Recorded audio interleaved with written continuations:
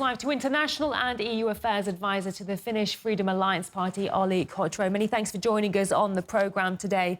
So, Donald Trump, in an interview with a British newspaper, has said he's seriously considering pulling out of NATO. He called the alliance a paper tiger. Let's say, Trump does say a lot of things, doesn't he? But let's say he does go ahead with this and pull out of NATO. What would it mean for the alliance?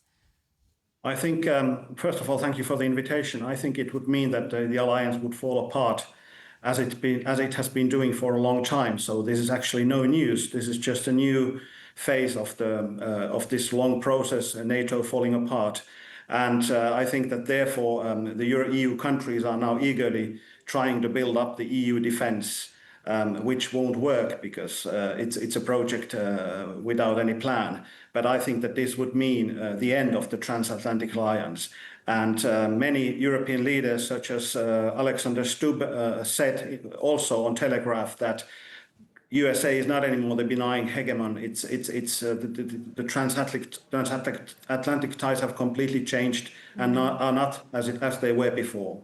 Yeah, I think the biggest bee in Trump's bonnet right now is that NATO members haven't offered enough support for his campaign against Iran. So how do Europe's current goals align with Washington's in the current geopolitical landscape? I think they don't align at all, because as the German federal president said on the 21st of March, Frank-Walter Steinmeier, that this war is against international law. Spain has refused using its airspace and bases for this. France is running out of missiles. And as we can see that many EU countries are not at all cooperating here, I think this is not making the situation better for the transatlantic ties, because there is no European interest in having a war. I would like to bring up something very important.